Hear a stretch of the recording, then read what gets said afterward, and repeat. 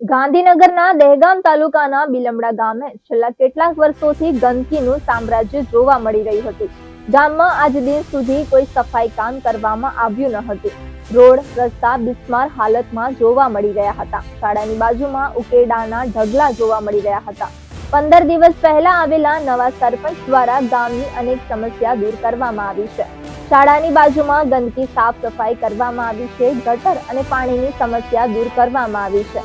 ગામના ચોકમાં નવું પંખી ઘર બનાવવામાં આવ્યું છે. છેલ્લા ઘણા વર્ષોથી ગ્રામજનોને બિસ્માર રસ્તાના કારણે હાલાકી પડી રહી હતી. નવા સરપંચ દ્વારા નવા રોડ રસ્તા બનાવવામાં આવ્યા છે. હું પરમાર બાલાજી રોમાજી, ગામ બિલમડા, તાલુકો દહેગામ, જિલ્લો ગાંધીનગર.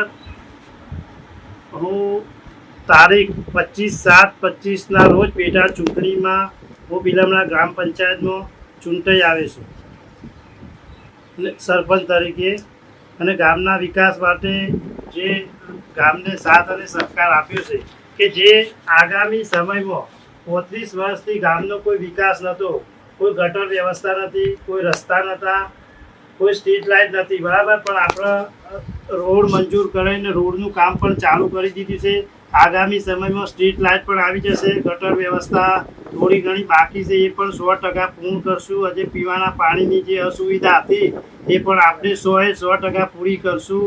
અને ગામના સેવાળા નાગરિક સુધી આ સરકારી યોજનાઓનો લાભ મળે એ માટે હું પ્રયત્ન કરીશ.